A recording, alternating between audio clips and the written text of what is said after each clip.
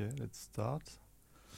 So thank you for being here. I'm Cédric Tran-Xuan. I'm part of snowcamp.io, which is a technological conference as well, which takes place in France, in Grenoble. So you've got 1 day of university and 2 days of conference, and you've got 1 day of unconference. And the unconference is a ski party in the mountains, so that's quite cool. So if you are a speaker, feel free to apply.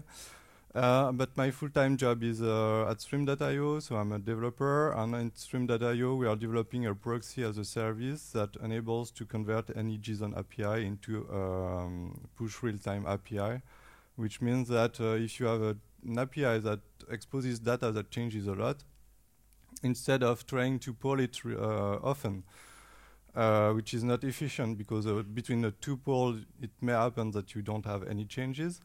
You do it through the proxy Stream.io, and Stream.io will push only data when there are changes, and it can do it in a clever way because it can only push what has changed in your JSON document. So for mobile application, web application, it's really convenient. And as we are working on the API world, we have studied other API platforms, and Kong is one of them. So what is Kong? Kong is a platform, so this is the tagline of Kong. So they say it's a platform to secure, manage, and extend your APIs. There is also the microservices buzzword. It's not a platform to deploy or manage microservices, but if your microservices have some API, definitely Kong can help you. So what's the issue with API? So often, if you have APIs that you want to deploy in a cloud, private or public, you have some technical feature you have to implement to your API. For example, authentication, caching, rate limiting, and stuff like that. If you are in a microservices philosophy, it may happen that your API is implemented in different technology, Java, Ruby, and stuff like that. So every time you have to add this feature, this technical feature, and you have to re-implement them in the different technology.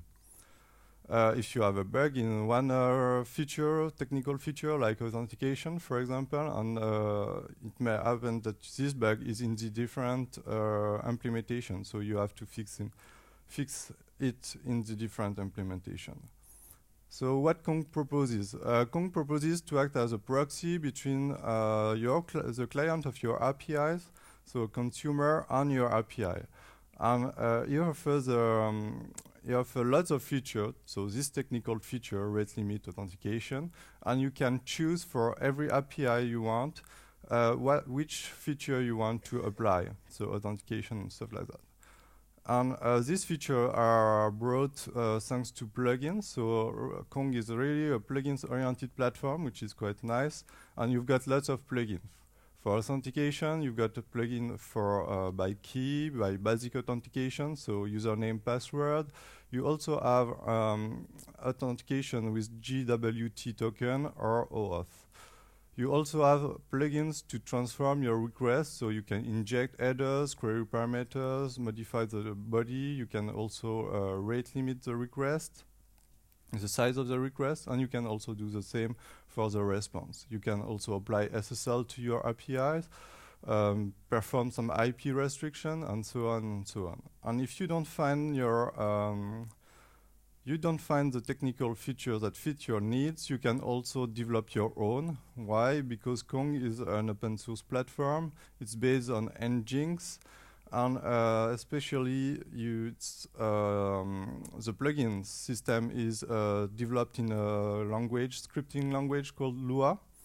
And fortunately, the developer team has developed a small framework so that you have only to implement some pseudo class, and you've got a plugin for Kong really straightforward.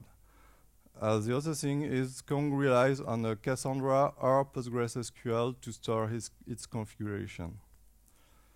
For the platform support, it's mainly supported on the Linux world, so CentOS, Red Hat, Debian, Ubuntu. You also have Docker images or Vagrant images as well. And you have also access to the marketplace for AWS. Google Cloud Platform is coming soon. Microsoft Azure as well. There is a partnership between Red Hat and Microsoft Azure, so you can also deploy a Red Hat image in Microsoft Azure and then Kong on it. The first thing I really like in Kong is the fact that all is done through a REST API. So your client, which is called consumer in Kong, will consume your API through Kong.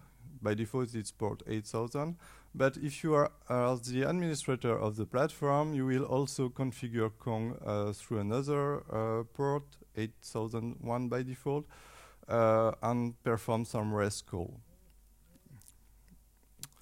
What do you configure in Kong? So the first thing is you need to register your API in Kong. So you do it through through the port 8001 by default, and you want to apply some technical feature like authentication and stuff like that. So you will configure some plugin stuff as well.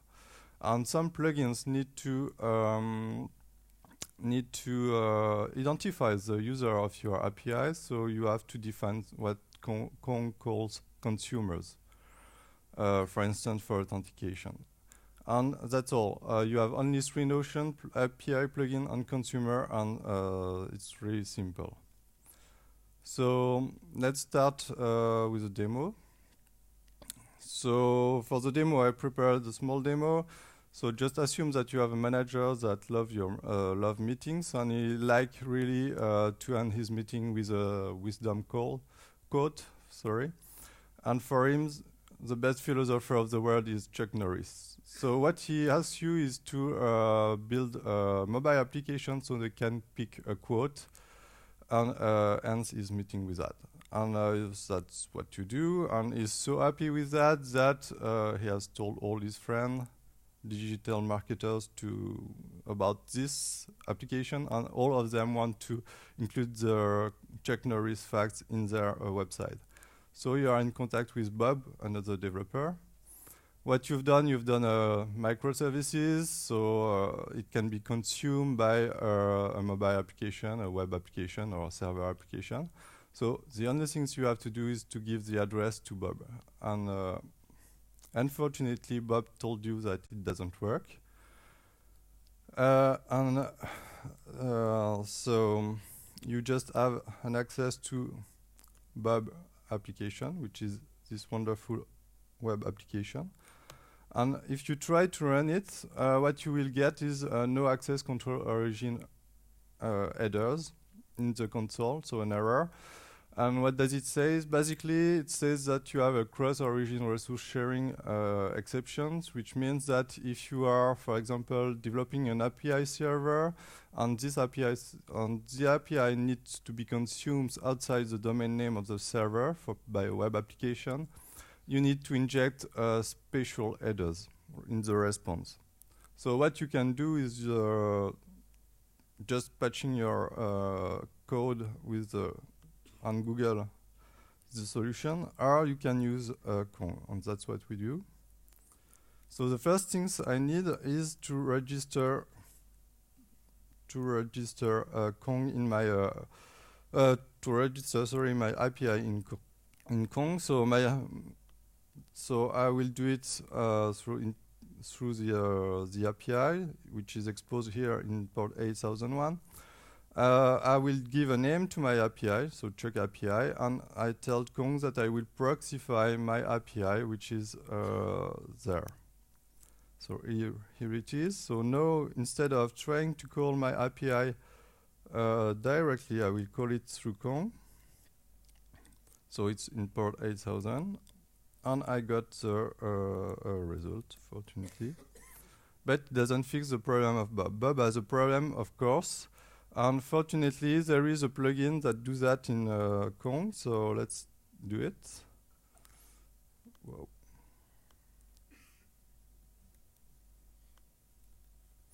So, since I created my API called Chuck API, I'll just tell Kong that in the plugin section, I want to add a plugin names course. And the configuration of the curse plugin applies for HTTP GET method. So the only thing I need to change now is the code of Bob. So instead of calling directly the API server, I will call it through Kong.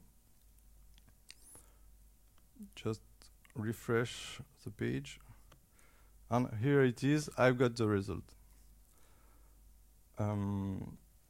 So now, just assume that your API has so many success that you have lots of people that trying to call your API. So probably, if you have lots of call, you can crash. It can crash your server, and furthermore, you can have denial of services attacks.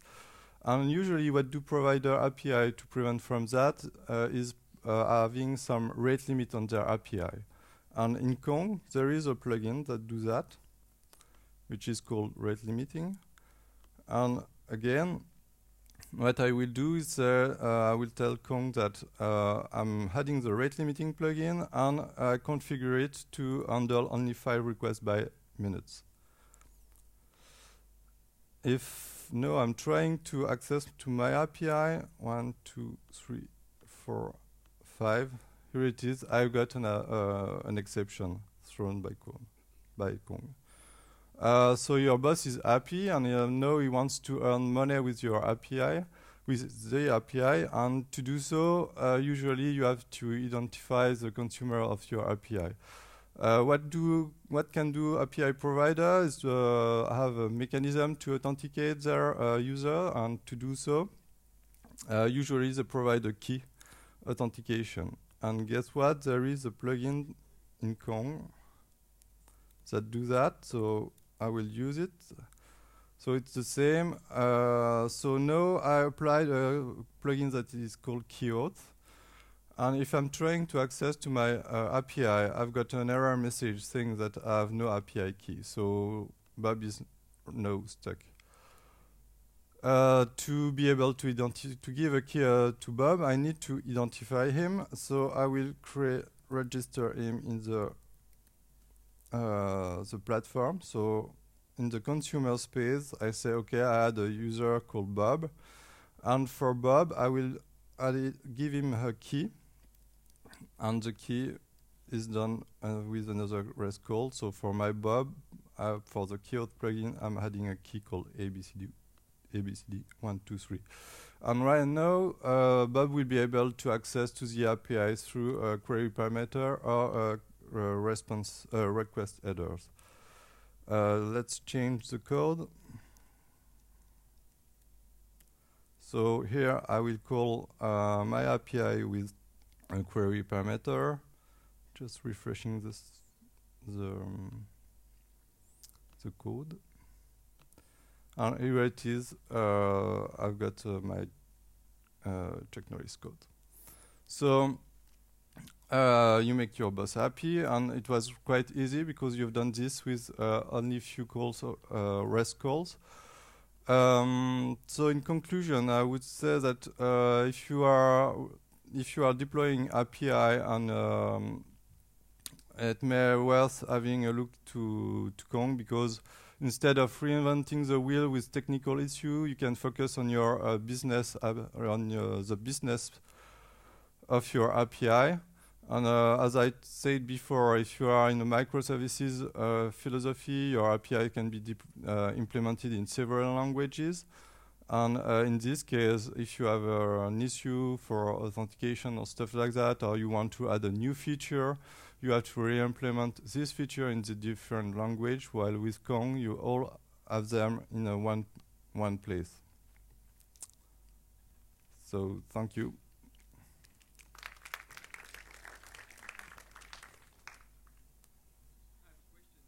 Yes.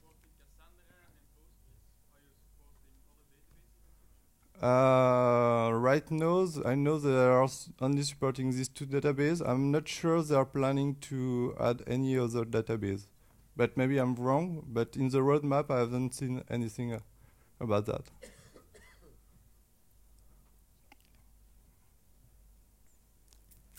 No question? Okay, thank you.